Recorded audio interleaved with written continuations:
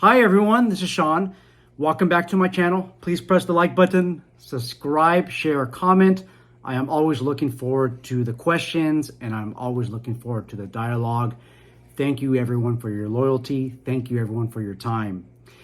Today's video was brought to you by, or is brought to you by one of our subscribers that goes by the name of Micheal. Micheal has law enforcement and private security experience. We don't necessarily agree on all the topics that are out there. However, I do notice that in a lot of the comments, he always has something very intelligent to say, and a lot of times he has a lot of backup with the substance that he provides. He suggested that we do this video on this private security officer who was shot in the line of duty, and he ended up going to back to work the next day. He wanted me to talk about this incident. Going straight back to work the next day. I need the money. And I could have sworn that we talked about this incident. And one of our other subscribers mentioned that this was discussed on a subreddit.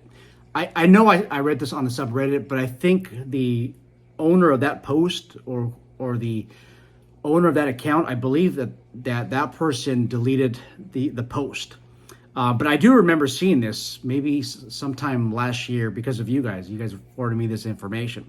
So let's talk about a little bit of background on what happened. So on June 26th of 2022, in the southeast portion of Portland, matter of fact, at the 12600 block of Southeast Division Street of Portland, Oregon, there's a private security officer that goes by the name of Micheal Williamson, and Micheal Williamson works for Oregon Patrol Service. He was working that account. He told a transient or somebody that didn't belong there, maybe a trespasser, to leave. That person refused, and that person ended up grabbing Williamson's service weapon and shooting him. I think it was point blank in the chest. However, Mr. Williamson was wearing body armor. The body armor did defeat the bullet. So we are blessed to have Mr. Williamson with us today. Now, when I say with us, I don't mean in my house. I mean he's alive and he appears to be well. So Mr. Williamson, if you're watching this video, we hope that you have been recovered. We're not totally sure that you are. I don't know how you fully recover from something like this, but we support you in the private security community. Some people might not support you, but a lot of us do support you. So we are glad that you're alive and well. I want to go through some facts here. So some of you might be asking me, Sean, how do you know he works for Oregon Patrol Service? Because in the media interview that was provided, there was a photograph that was provided by the Portland Police Bureau, and it shows a patrol car, security patrol car. On the bottom of that is body armor. You can't totally see what company that this is from, but I posted in the community section tab below a picture of this media photo, and you guys were telling me that it's Oregon Patrol Service. So then I went to the Facebook page of Oregon Patrol Service, and the patrol cars with the little piece of the photograph that I have, that patrol car from the media, the patrol car in which the media obtained a photograph of. It looked very much like the Oregon Patrol Service cars that were featured on Facebook. So I didn't know this, but I didn't know that you can easily look up security officer records at an organization called DSST. That's basically for those of you in California, that's your BSIS, your Bureau of Investigative Services, Bureau of Security and Investigative Services. That's basically your bureau that regulates private security professionals in the state of Oregon. I entered Mr. Williamson's name, and the Oregon Patrol Service Company comes up as one of his employers that's inactive. So basically, it's a past employer. So I know that we have the right people on board. I did reach out to Oregon Patrol Service to get their side of the story on everything, but they refused to respond. They did respond, but it wasn't in a positive manner, and I'll discuss that very shortly. So here are some main takeaways from the media interview. Obviously, I didn't interview Mr. Williamson. I I got this from news accounts. Make sure that if you want to form an opinion on Mr. Williamson or the patrol company, that you guys do your own due diligence. Again, this is just my personal perspective. This is just my research, which is very limited, okay? So this is what we learned from the interviews. Mr. Williamson said this, quote, well, he said this to the reporter, and the reporter mentioned that he said, quote, he was a little shook up. Okay, he was a little shook up. And Mr. Williamson said, I was trying not to die. I don't know. I was just trying not to die. By the way, if you want to watch the interview in its entirety, I'll leave links in the description box below. I have to restrict on what I say, what I show on YouTube, because I've been demonetized before and I've been slapped by YouTube with their monetization policy. So I'm really, really careful on what I post. Mr. Williamson told the media this, and I actually took notes on this because I don't want to mess it up. I don't want to misquote him. He said this, because of tight proximity I was in, I undid the first level of retention of my holster so I can have it easier in case. And then he said he got up and grabbed it. So now I want to give you a visualization of what Mr. Williamson holster might have looked like. So we have before you Safariland 6360 RDS. This is a very popular holster. I'm going to go ahead and render my weapon safe, and I did it already 2 times before I started the camera, but I'll do it again. As you can see, there is no magazine in the well of the weapon. I'm going to go ahead and lock the slide to the rear. Going to conduct a visual and physical inspection of the chamber, and we are empty. Okay, we're empty. If Mr. Williamson's holster was just level 2, then it would look something like this. So he said this, because of tight proximity I was in, I undid the first level of retention. I'm almost certain, because he mentioned first level of retention, that was probably a level 3, but it was level 2. I'll go through that. I don't know if I just mentioned this, but your Safariland holsters are very popular in law enforcement, military, and private security circles. I don't know if he had this. We hope we had a Safariland, because I honestly believe that this is some of the best holsters that are out there. But if it was level 2, it looks something like this. You would have your retention strap right here, okay? And the way that opens up, you push down and you push forward. What is preventing the gun from falling out is basically your level 1 retention. It's that retention in the holster that just binds the gun to the holster so it doesn't fall out. Now, this gun is not falling out because of the third mechanism in place, or the third retention in place, but I don't want to confuse you too much. But in the level 2 holster, when I send the hood forward, okay, if I do this super, super hard, the gun's gonna fall out. Okay, the gun is gonna absolutely fall out. With a level 3 retention holster, you have this lever right here, okay? So you would send the hood forward, and look at the same, it's really hard to see. At the same time, well, actually right after that, not the same time, you do this, okay? Put the lever down, and now the gun can come out. Otherwise, it can't come out. See that? This mechanism right here is designed to prevent gun grabs. Okay, that is what this is designed for. If he had a retention holster, level 3 retention holster, it would be very difficult for somebody to take this, an untrained person, to take this out of the holster. Look at, I mean, they have to go through this mechanism right here, and it kind of like push forward. I mean, they needed to know what they're gonna do. They need to know what they're doing. So they push us forward and then take the gun out.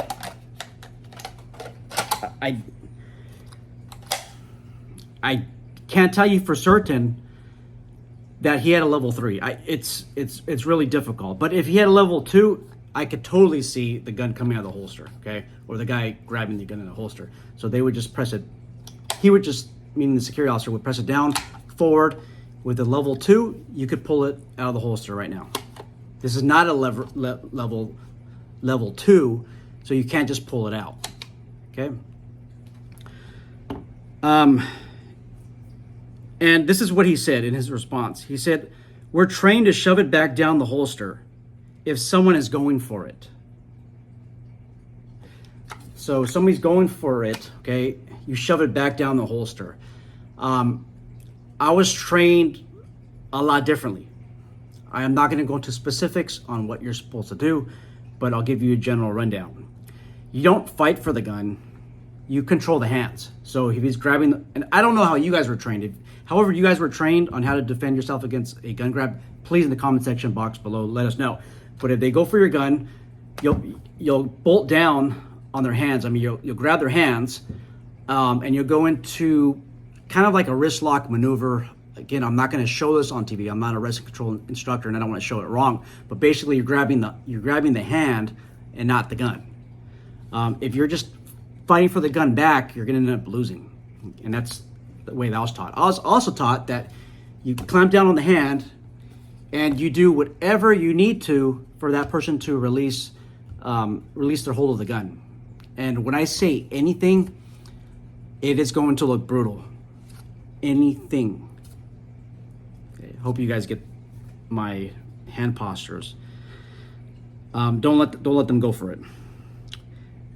Now, this is what really puzzles me. He says this: right before I gave it to him, I ejected the magazine.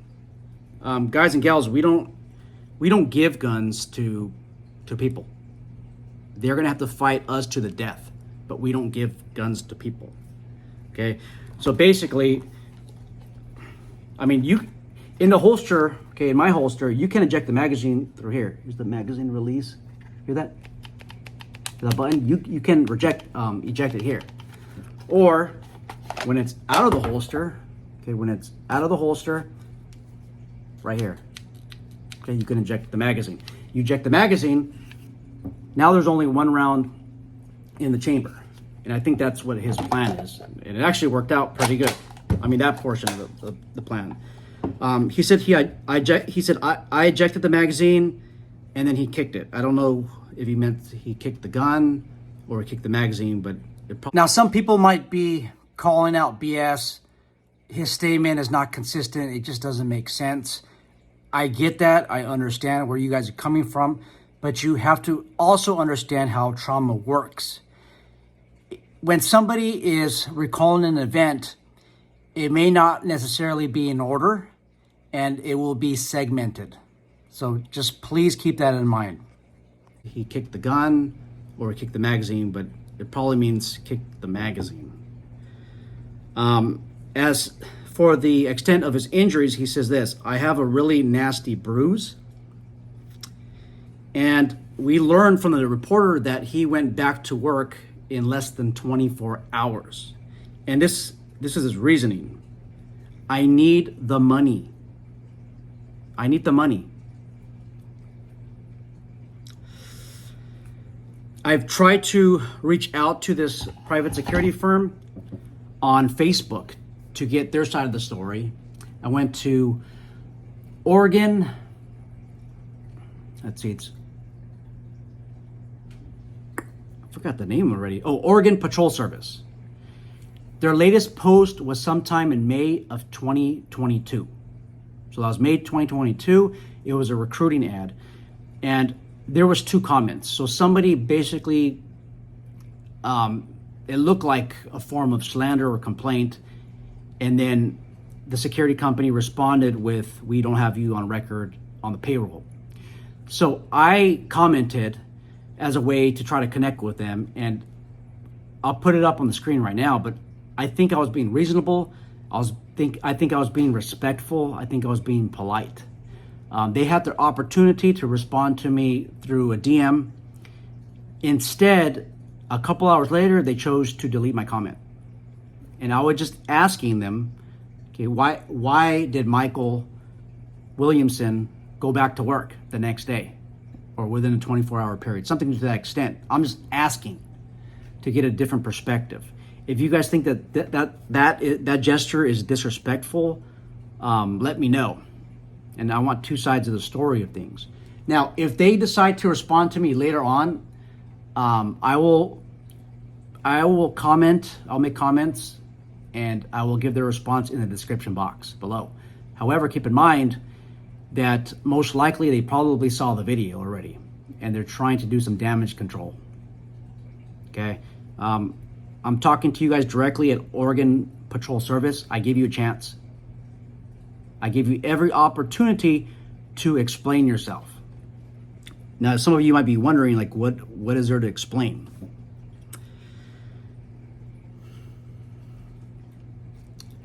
This young man was just involved in a shooting, and he's going back to work within a 24-hour time period.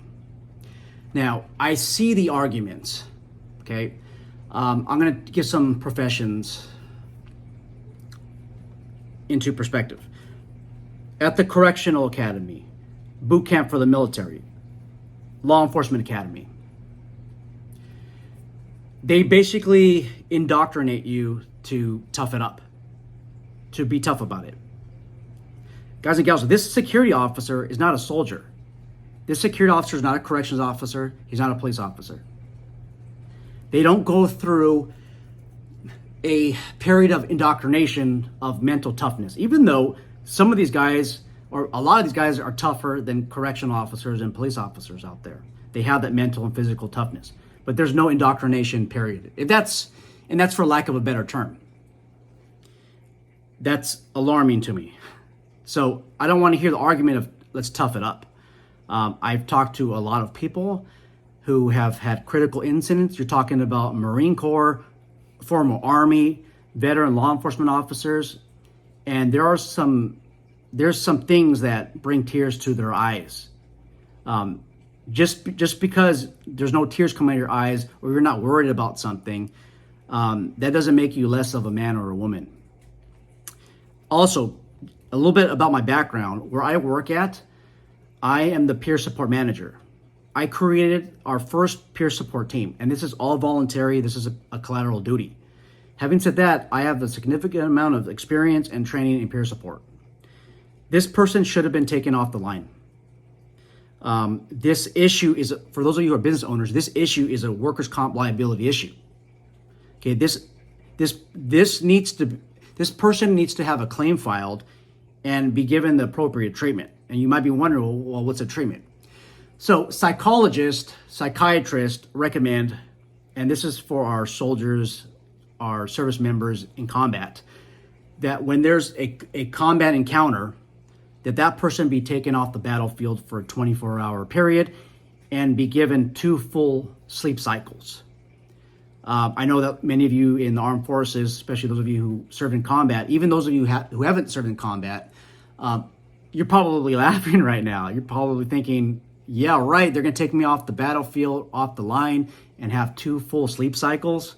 You're kidding me. Now, if that's not done, there could be irreversible damage, and I'm talking about post-traumatic stress. Irreversible damage. Even in a critical incident like this, when your security officers are telling you, I'm good to go back the next day, don't let them go back the next day. Give them some time. Give them at least 3 days off. I think the standard in law enforcement in California is you give them 3 days off. Even if they don't need it, you automatically give them 3 days off. But this person, at that time when you put them back, is a working liability. At first I thought that Mr. Williamson was going to say, you know what? I love my employer. I love my post. This doesn't bother me. I'm going to go back to work. I'm going to go back to making this post safer. That wasn't said. I need the money. He said this, I need the money. I need the money. So Oregon Patrol Service, and I'm asking you this, you can answer it. How come you did not give this person some time off? Did you offer? Now, if the argument is, no, I offered it to him, then why did he say this? Well, I went back to work because I need the money. That wouldn't even make sense. Okay? Clearly, in my honest opinion, I don't believe that management or the leadership at Oregon Patrol Service understands the effects of trauma to the human body.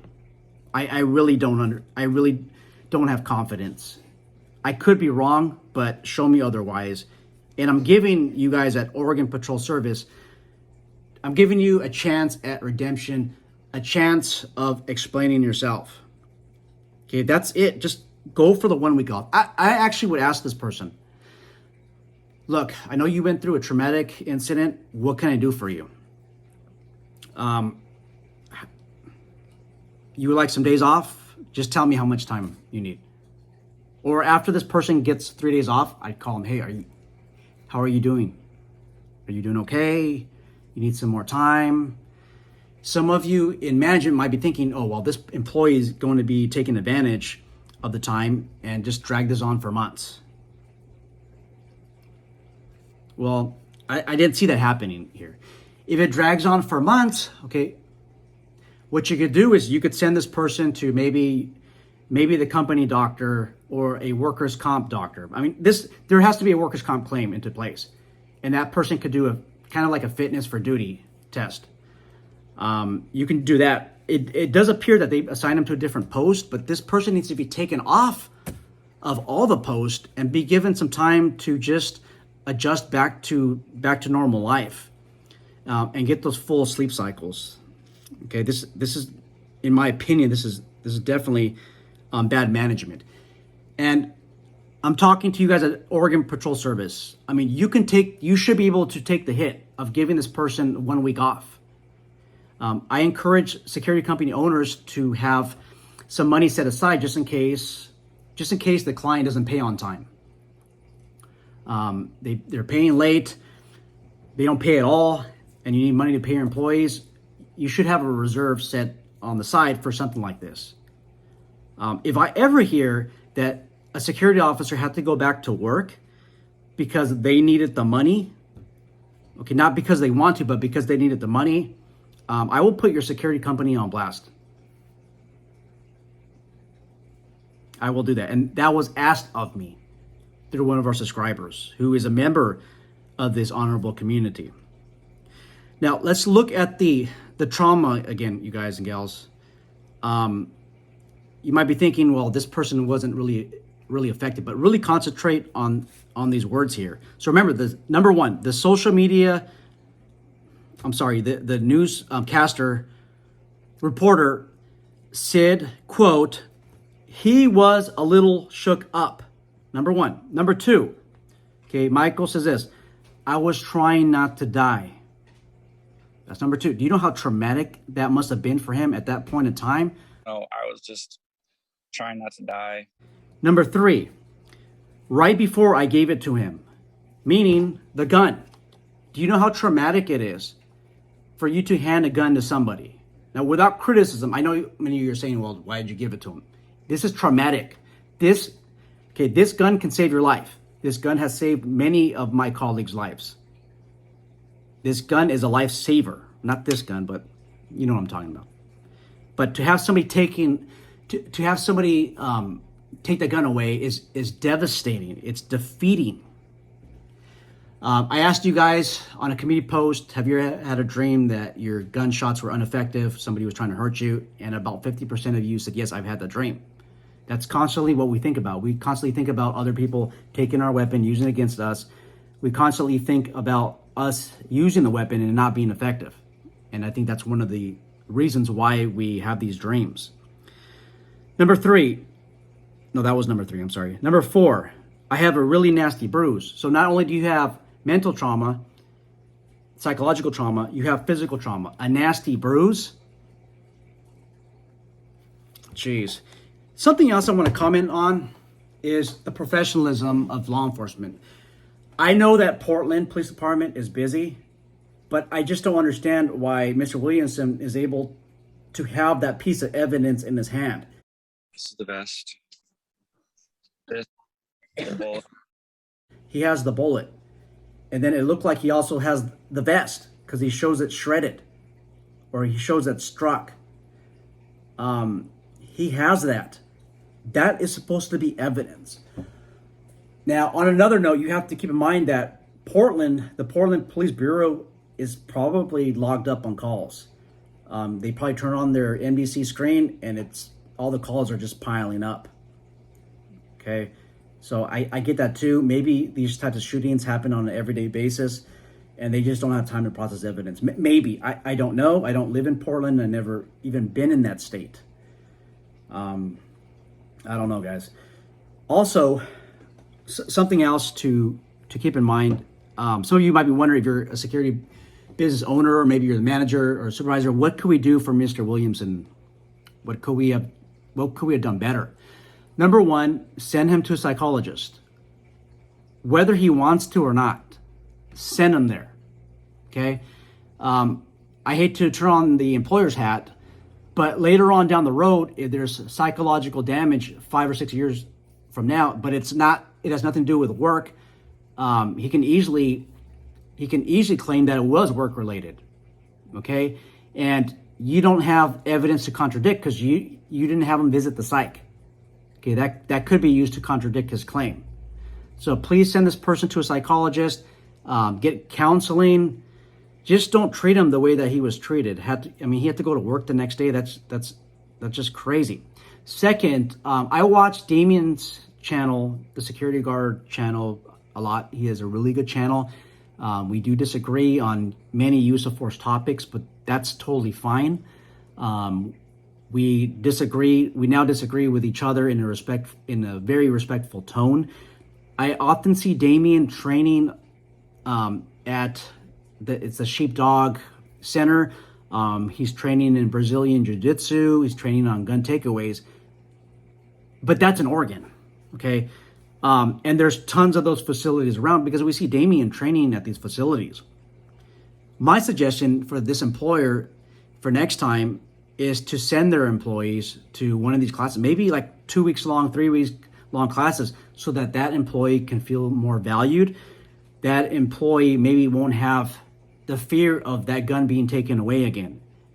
That's maybe the least that you could do for your employee. I don't know if that was done. Maybe it was, but from the looks of it, I just don't have confidence that it was done. I honestly don't. But that's something else that you could do for your employee. I'm telling you, that lack of confidence can create those nightmares. And Mr. Williamson, you're probably watching this video. I'm hoping that you're fine. If you're not, please seek help. Some people have mentioned that they went to Mr. Williamson's LinkedIn page and now he's an instructor. It looked like maybe a couple months after the incident, he got an unarmed instructor credential. So he must have taken some unarmed private security or maybe law enforcement development class that allows them to teach in maybe less lethal techniques. A lot of you guys were criticizing that. Now, I think that a lot of times these events make someone stronger. It makes them more credible when they speak because they have went through this type of experience. I never went through experience with somebody trying to grab my gun. It's very traumatic. But many times these people that go through these experiences, they have that resiliency. Okay, now if somebody were to try that again, it wouldn't even happen because now that they're trained mentally and also physically trained for these types of encounters. What is kind of disturbing to me is Mr. Williamson describes that he's a room clearing instructor. My direct message to Mr. Williamson is we're asking you to remove that from your LinkedIn if you cannot corroborate any type of experience or certification. Feel free, by the way, ladies and gentlemen, to go to my LinkedIn page, criticize the information that I have. But I will tell you that all the information that I have posted, all my instructor certifications, I can back that up. So if I say that I'm a red dot pistol instructor, meaning I can teach sworn officers, security officers on how to use a red dot system. If I say that, I'll show you the course more or less when I completed it and then when. And it just makes you look more credible. On another note, there's a lot of people out there that don't post their credentials, like Randy. Randy from GVPS, good friend of mine. He doesn't really have social media. You can't see all of his credentials. Like there's all the classes he took, he doesn't list them like how I do. But if you train under Randy, you train with him, or you train beside with him, you know that he has those credentials. So there's some people like that that are able to convince somebody that they're qualified. But somebody like me, I have to still convince. I'm not Randy. I'm not Mike Glover. I still have to explain my credentials. Mr. Williamson still has to explain his credentials. So we're asking you if you can please remove that from your LinkedIn page, unless you could substantiate that experience. There's a lot of other security related jobs that you may have had. Maybe you learned something from there, but most of the time, that training that you get from in-house private security training, it's not enough for close quarter combat room clearing. It could be. Now, if your argument is, oh, I do have enough training experience from my other jobs, well, post a video or something like that. Show us that you know what you're talking about. Okay? So that's all I got. I know that you guys have tons of comments and tons of questions. I know that this video has been dragging on for some of you for maybe almost 30 minutes. I thank you so much for hanging in there. And guys and gals, please be safe. If you wonder what kind of holster this is a Safariland 6360 RDS. I love this holster. In order to remove the gun, you have to right the hood mechanism forward, okay? Press down the lever, okay, like this, and pull the gun straight out. One of the reasons why I like the 1911 platform, this is actually a 2011, which basically means the double stack 1911. This is my Staccato C2. For duty purposes, I have a Staccato C2 and a Staccato P Duo. I'll often change around which handgun that I carry. Just depending on the circumstances, which is another topic of another video. But what I love about the 1911 platform is this additional safety feature. Okay, so this is almost like the fourth safety feature. Like it's like if this was integrated into a holster. There's 4 things that you have to do in order to fire the gun. But this is I love it. It's ambidextrous, that meaning I can access the safety lever from both sides. Okay, it's here, and then it's here. It's large, it's pronounced. Some of you are thinking, well, in a life and death situation, I might not be able to push down the safety or release the safety. And it just depends. My suggestion to you is to go out there and train. Before I use this for duty purposes, I took a 1,000 round course at Gunsight. It's called the Pistol 250 course. And that really got my muscle memory in to the point where I would have a Glock and automatically I would do this, thinking that there's a safety release. So that's how much I trained with it. And quite honestly, after that, I took another course. So I had a good 1,500 rounds before I actually used it for duty purposes. So this is one of the reasons why I love this. Also, I would look at my body camera footage during a stressful incident, and I would actually catch myself without thinking about it, disengaging the safety. I would catch myself doing that, and I don't even remember doing that. So just something to think about. This platform is not for everybody. You have to train with it significantly. I'm looking forward to the content. I'm looking forward to the dialogue, questions, concerns. Take care, guys. Again, if I get any new information, check in my description box below. If there's any videos that I need to show you, maybe you want to watch this entire video, go to the description box.